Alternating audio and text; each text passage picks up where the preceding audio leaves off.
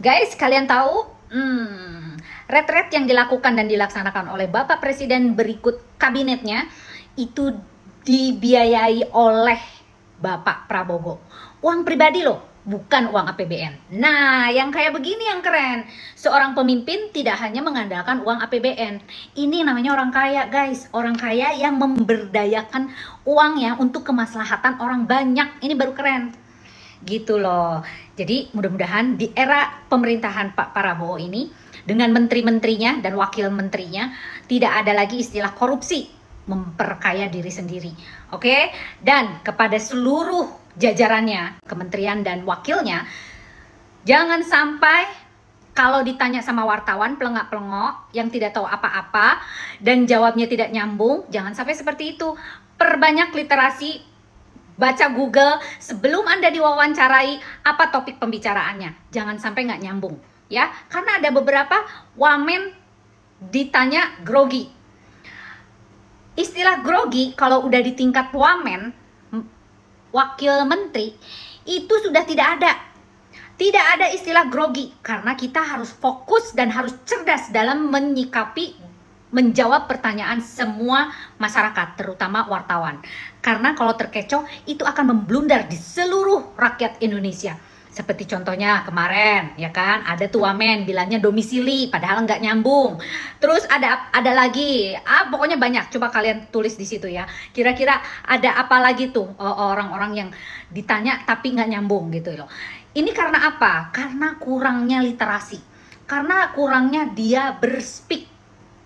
Karena jangan asal ngomong, tapi harus berdasarkan data dan literasi maksud saya. Jadi harus dibaca, harus lihat Google, apa sih informasi yang terupdate atau apa gitu loh.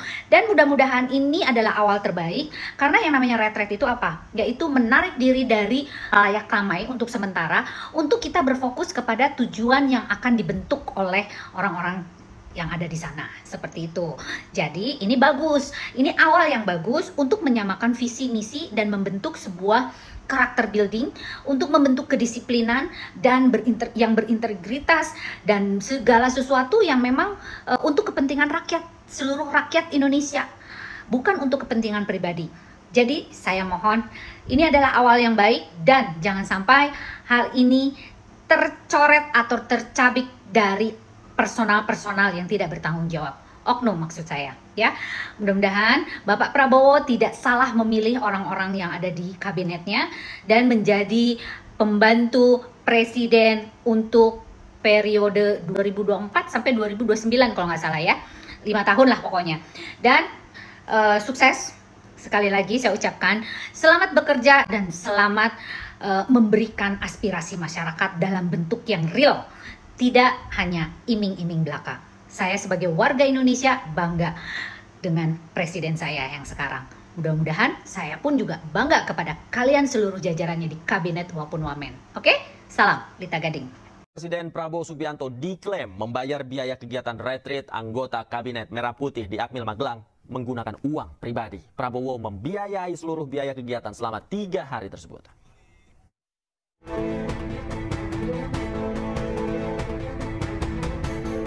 Kantor Komunikasi Kepresidenan mengkonfirmasi hal tersebut usai pembekalan kepada anggota Kabinet Merah Putih selesai digelar.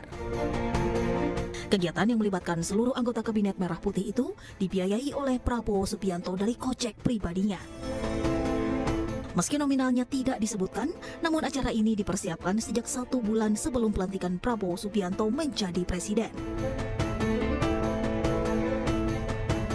Prabowo merogoh kocek pribadi untuk kegiatan ini karena pada saat perencanaan kegiatan Prabowo belum dilantik menjadi presiden, sehingga tidak menggunakan uang negara. Persiapan untuk kegiatan ini sudah dilakukan jauh-jauh hari. Pembangunan infrastruktur di sana, mulai dari tenda, saluran air, saluran listrik, ruang kelas, ruang tempat rapat koordinasi kabinet, itu sudah dibuat dari 1 bulan sebelumnya. Dan pada saat itu tentu Pak Prabowo masih dalam masa transisi. Beliau tidak mungkin menggunakan dukungan dari Kementerian Pertahanan karena ini bukan untuk kegiatan Kementerian Pertahanan. Beliau pada saat yang sama juga belum bisa menggunakan dukungan dari Sekretariat Negara karena beliau waktu itu belum jadi presiden. maksudnya belum dilantik sebagai presiden. Jadi karena melihat begitu pentingnya kegiatan ini dan beliau merasa sangat penting untuk menyatukan menteri-menterinya yang berasal dari berbagai macam latar belakang, golongan, partai politik, kelompok sosial kemasyarakatan, bahkan beragam daerah, maka beliau memutuskan untuk tetap menjalankan ini sesegera mungkin. Dan untuk menjalankan ini, tentu beliau harus merogoh kantong beliau pribadi untuk mempersiapkannya.